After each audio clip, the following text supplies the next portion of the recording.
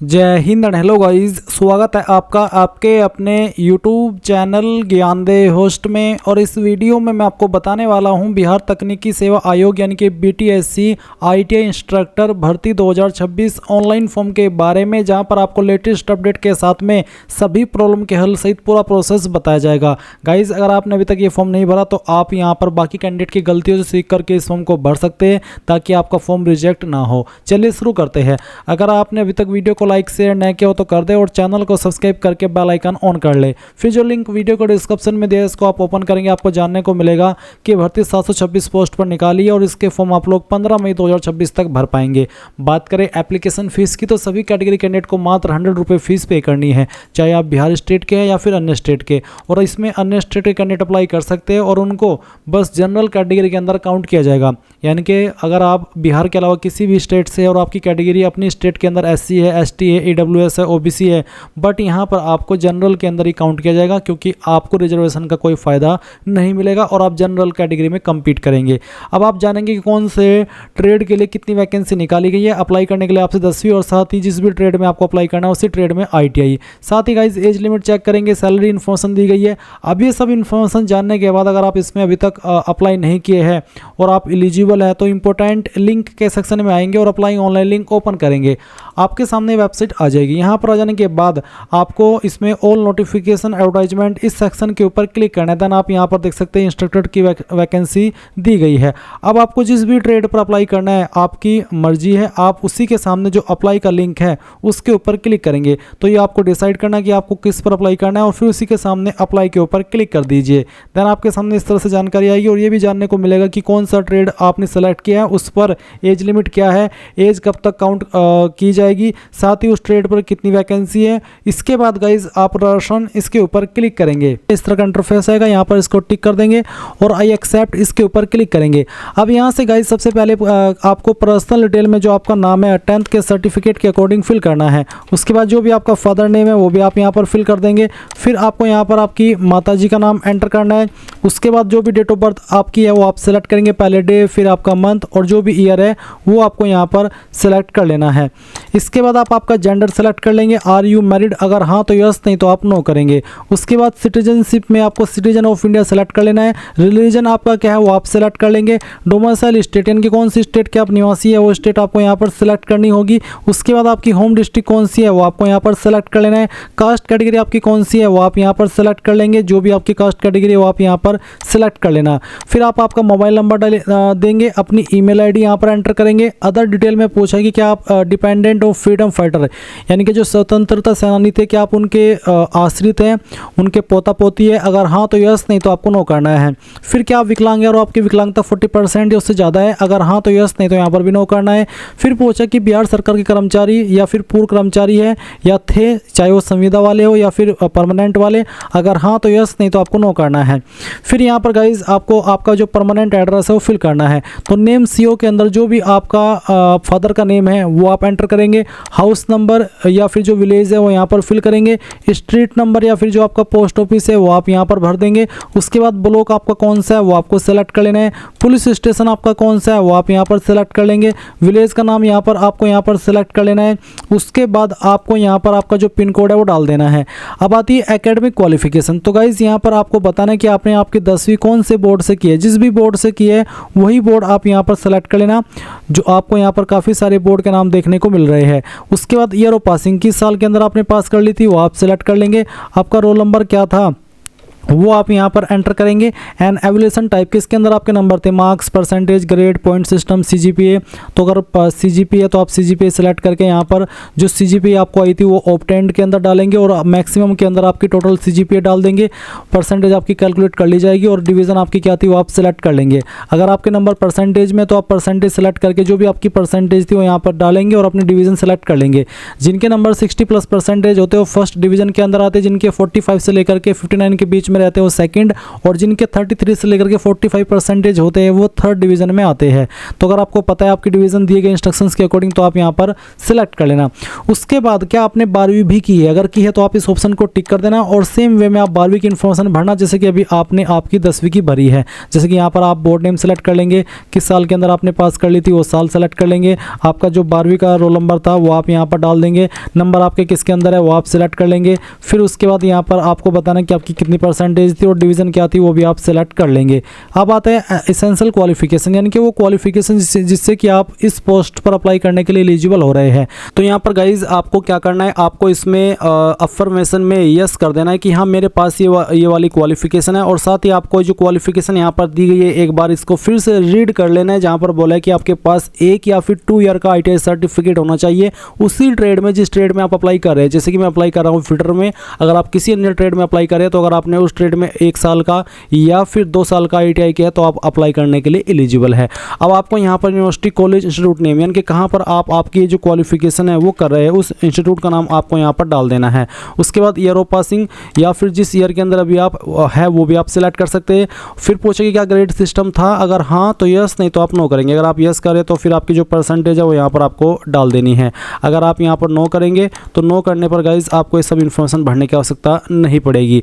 इसके बाद गाइज आप ये जो वेरिफिकेशन कोड है वो यहाँ पर आप फिल कर देंगे। चलिए मैं यहाँ पर ये फिल कर देता हूँ, और ये फिल करने के बाद में आप यहाँ पर नीचे वैलिडेट एंड प्रीव्यू इसके ऊपर क्लिक करेंगे। अब आपने जो भी इन्फॉर्मेशन यहाँ पर फिल करी है वो सभी आपके सामने है, आप अच्छे से एक एक करके इन इन्फॉर्मेशन को चेक कर ले। जब आपको लगे कि पूरी की पूरी इन्फॉर्मेशन सही है तो आप यहाँ पर टिक कीजिए। उसके बाद आप सबमिट इसके ऊपर क्लिक करके यहाँ से ओके कीजिए। ओके करने के बाद में अब आपको यहाँ पर आपकी ईमेल आईडी और जो आपका मोबाइल नंबर है वो वेरीफाई करना है।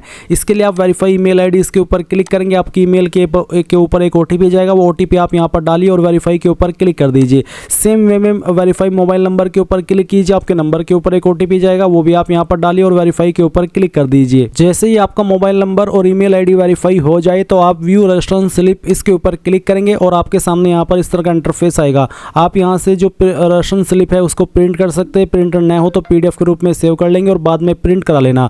इसके बाद आप नीचे की तरफ आएंगे और यहाँ पर प्रोसीड फॉर फी पेमेंट इसके ऊपर क्लिक करेंगे। देन आपको यहाँ पर पेमेंट के पेज पर ट्रांसफर किया जाएगा। आप आपकी फीस इनमें से जिस माध्यम का इस्तेमाल करके जमा करना चाहे कर सकते हैं, जैसे कि debit, credit card, net banking, UPI, NEFT। तो जो माध्यम आपको सेलेक्ट करना है आपकी सहूलियत के अकॉर्डिंग वो आप सेलेक्ट कर लेंगे। जैसे कि मैंने UPI सेलेक्ट किया तो आप UPI QR सेलेक्ट करेंगे और पे नाउ के ऊपर क्लिक कर देंगे। आपको QR कोड देखने को मिल जाएगा या आप QR कोड स्कैन करके अपना फी पेमेंट करेंगे। और यहाँ पर आपको फी पेमेंट करने के बाद ना तो बैक करना है ना कुछ और करना है, ऑटोमेटिकली आपको इसी वेबसाइट पर रिडायरेक्ट किया जाएगा जहाँ से आपने फॉर्म फिल करना स्टार्ट किया था और आपका जो बाकी का फॉर्म है वो कंप्लीट करेंगे। गाइज जैसे ही आपका पेमेंट हो जाएगा तो आपको यहाँ पर इस तरह का इंटरफेस देखने को मिलेगा जो कि आपका फोटो एंड सिग्नेचर का है। इसमें आपको बोला है कि आपका फोटो कितने साइज में होना चाहिए, कितने हाइट में होना चाहिए, वो सब आपको यहाँ पर बताया गया है। तो आप यहाँ पर दिए गए इंस्ट्रक्शंस के अकॉर्डिंग जो आपका फोटो है वो सिलेक्ट करेंगे एंड यहाँ पर ब्राउज के ऊपर क्लिक करेंगे। ब्राउज के ऊपर क्लिक करने के बाद चाहे आप फॉर्म मोबाइल से भरे या फिर कंप्यूटर से आप आपकी जो फाइल है वो सिलेक्ट कर लेंगे और आपको एक एक करके फाइल को सिलेक्ट करना है। अगर आपको यहाँ पर इशू आए फोटो एंड सिग्नेचर अपलोड करने में तो गाइज आप यहाँ पर इसको क्रॉप भी कर सकते हैं ताकि आपका जो फोटो है वो आप सिलेक्ट करके यहीं के यहीं पर क्रॉप कर ले एंड इस तरह से वो आपका फोटो अपलोड हो जाएगा। आपको यहाँ पर बोला जा रहा है कि please upload file size between 1 KB and 35 KB, यानी कि 1 से 35 KB के बीच में है तो ही वो अपलोड होगा। अगर आपका फाइल का साइज इतने KB से लेकर इतने KB के बीच में नहीं है तो वो अपलोड नहीं हो पाएगा, बार बार आपके सामने एरर आता रहेगा। अब जैसे कि यहाँ पर ये फोटो सेलेक्ट किया तो आप देख लीजिए फोटो अपलोड हो चुका है। अब आप आपका सिग्नेचर अपलोड करेंगे। सिग्नेचर का साइज भी आपको यहाँ पर किस तरह से रिसाइज करना हो आप देख लीजिए। आप KB रिसाइज इसके ऊपर क्लिक करेंगे, reduce image size in KB इसके ऊपर क्लिक करेंगे और आपकी सिग्नेचर की फाइल सेलेक्ट करेंगे एंड देन आपको जितने साइज के अंदर इस फाइल को रखना है बनाना है अपनी मर्जी से वो फाइल वो आप यहाँ पर बना सकते हैं और वो नंबर आप यहाँ पर डाल सकते हैं। जैसे आप नंबर डालेंगे इस तरह से आपकी फाइल बन जाएगी एंड फिर आप उस फाइल को यहाँ पर अपलोड कर देंगे। ये फाइल अपलोड करने के बाद आपके सामने यहाँ पर इस तरह का इंटरफेस आएगा। जो इन्फॉर्मेशन अभी आपने भरी है वो सभी आपको यहाँ पर देखने को मिलेगी और साथ ही गाइज आप यहाँ पर देखेंगे एड्रेस का इन्फॉर्मेशन। तो आप एक एड्रेस तो भर चुके हैं, अगर आपका जो दूसरा वाला एड्रेस है वो भी आपका सेम है, तो आप सेम एज परमानेंट एड्रेस इसके ऊपर क्लिक करेंगे, क्योंकि परमानेंट एड्रेस आप भर चुके हैं बट आपका जो कोरस्पोंडेंस या कह लीजिए कि प्रेजेंट एड्रेस है वो आपने अभी तक नहीं भरा। तो अगर आपका अलग अलग है तो अलग से भर दे, नहीं तो जैसे कि मैंने बताया कि सेम एज परमानेंट एड्रेस इसके ऊपर टिक कर दे, तो फिर जो एड्रेस आपने इस तरफ भरा वो ऑटोमेटिकली इस तरफ आ जाएगा, आपको बार बार भरने की आवश्यकता नहीं पड़ेगी। फिर आप नीचे सिंपली सेव एंड नेक्स्ट इसके ऊपर क्लिक कर देंगे। इसके ऊपर क्लिक करने के बाद में यहाँ पर गाइज आपको इसमें कुछ इन्फॉर्मेशन देनी है, जैसे कि यहाँ पर नेम ऑफ डॉक्यूमेंट, तो इसमें यहाँ पर आपको जो ITI से संबंधित आपका डॉक्यूमेंट है वो अपलोड करना है। इसमें पूछा है इश्यूइंग अथॉरिटी, तो कौन सी अथॉरिटी ने आपका सर्टिफिकेट जारी किया है, NCVT या फिर SCVT, वो आप यहाँ पर लिख देंगे। और उसके बाद में कौन सी डेट में आपका सर्टिफिकेट जारी है हुआ है वो डेट आप सेलेक्ट कर लेंगे। फिर आपका सर्टिफिकेट नंबर डालेंगे। साथ ही कहा है कि marksheet of all year should be scanned and a single PDF file should together be uploaded, यानी कि अगर आपकी मार्कशीट जो है वो सेमेस्टर वाइज है या फिर अलग अलग मार्कशीट है, एक से ज़्यादा मार्कशीट है, तो सभी को आपको एक सिंगल PDF फाइल के अंदर बनाना है। कैसे वो आप जान लीजिए, गूगल के अंदर आना, सर्च करना इमेज टू PDF और ये पहले वाली वेबसाइट ओपन कर लेना। और फिर उसके बाद जो भी आपकी मार्कशीट की इमेज है, चाहे 2 है 3 है, वो आपको सेलेक्ट कर लेने। मैं डेमो के लिए आपको यहाँ पर सेलेक्ट करके दिखाता हूँ। ओपन करता हूँ, इस तरह से कन्वर्ट टू PDF के ऊपर क्लिक करेंगे, ये सिंगल एक फाइल के अंदर बन जाएगा और फिर आप इसको डाउनलोड कर लेंगे। डाउनलोड करने के बाद वो फाइल आप यहाँ पर सेलेक्ट कर देंगे।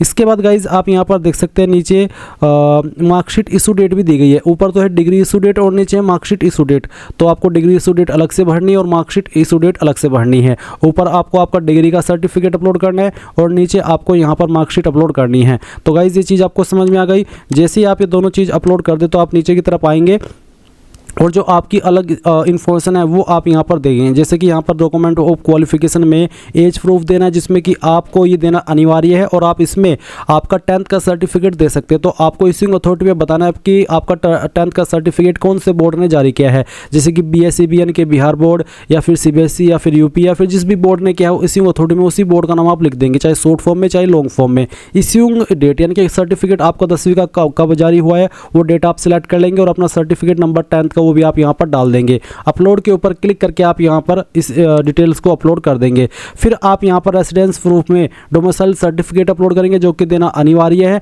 और गाइज यहाँ पर आप इश्यूइंग अथॉरिटी में बताएंगे कि आपका डोमिसाइल किस अथॉरिटी के द्वारा जारी हुआ है। मैं आपको यहाँ पर डेमो के लिए दिखा रहा हूँ कि आपका जो निवास प्रमाण पत्र है वो किस तरह का होगा। ये UP स्टेट के द्वारा जारी एक निवास प्रमाण पत्र है, कुछ इसी तरह का दिखने वाला आपका भी जो निवास प्रमाण पत्र है वो होगा। उसमें आपको यहाँ पर देखने को मिल जाएगा सक्षम अधिकारी के बाद में लिखा है उप जिलाधिकारी, तो आपको देखना है सक्षम अधिकारी कहाँ लिखा है और फिर उसके बाद में जो भी पोस्ट लिखी है वही पोस्ट आपको यहाँ पर इसमें लिख देनी है इश्यूइंग अथॉरिटी के सेक्शन में। उसके बाद आप यहाँ पर इशू डेट, तो इशू डेट यहाँ पर गाइज आप देखेंगे जारी दिनांक के सामने लिखिए, तो जारी दिनांक के सामने जो भी डेट लिखी है वो डेट आप यहाँ पर सिलेक्ट कर लीजिएगा या फिर उसमें यहाँ पर आप भर दीजिएगा। उसके बाद सर्टिफिकेट नंबर, तो सर्टिफिकेट नंबर आपको प्रमाण पत्र क्रमांक के सामने जो भी नंबर लिखा है वो नंबर आपको यहाँ पर फिल कर देना है और अपलोड के ऊपर क्लिक करके इसको अपलोड कर देना है। उसके बाद सेम वे में आप यहाँ पर कास्ट सर्टिफिकेट अपलोड करेंगे। अगर आप SC ST OBC है, इश्यूइंग अथॉरिटी में आप क्या डालेंगे वो भी आप देख लीजिए। ये मेरे पास एक कास्ट सर्टिफिकेट है जो कि UP स्टेट के द्वारा ही जारी हुआ है। इसमें आप देख सकते हैं सक्षम अधिकारी के बाद में लिखा है तहसीलदार, यानी कि इसको तहसीलदार ने जारी किया है। तो आप यहाँ पर जो भी अधिकारी ने जिसको इसको जारी किया है उस पोस्ट का नाम आप लिख देंगे। इशू डेट भी आप यहाँ पर इसी तरह से देख सकते हैं, जारी दिनांक के सामने लिखी गई है और फिर आप यहाँ पर सर्टिफिकेट नंबर भी प्रमाण पत्र क्रमांक के सामने जो नंबर लिखा है वो देख करके यहाँ पर भर देंगे और अपलोड के ऊपर क्लिक करके इसको अपलोड कर देंगे। एंड उसके बाद गाइस जब ये इन्फॉर्मेशन आप भर दे तो आप आइडेंटिटी प्रूफ में कोई एक ID सेलेक्ट करेंगे। फिर आपने बताना है कि ये जो ID है वो कौन सी अथॉरिटी ने जारी किया है, जिसने भी जारी किया है वो आप यहाँ पर लिख दीजिए। फिर कौन सी डेट में जारी हुई है और उसका सर्टिफिकेट नंबर क्या है वो आप डालेंगे और फिर उसके बाद सेव एंड नेक्स्ट के ऊपर क्लिक करेंगे। अब आपके सामने इस तरह से फाइनल सबमिशन का पेज आएगा। अब आपको यहाँ पर इसमें I except the above declaration में यस करना है, प्रीव्यू फॉर्म के ऊपर क्लिक करना है और जो भी जानकारी आपने शुरू से लेकर अभी तक भरी है वो सभी आप अगेन एक बार चेक कर लेंगे और जब आपको लगे कि सभी जानकारी सही है तो गाइज आप अपने फॉर्म को फाइनल सबमिट कर देंगे। इस तरह से आप आपका Bihar IT instructor online form 2026 भर पाएंगे। Thanks for watching. जय हिंद।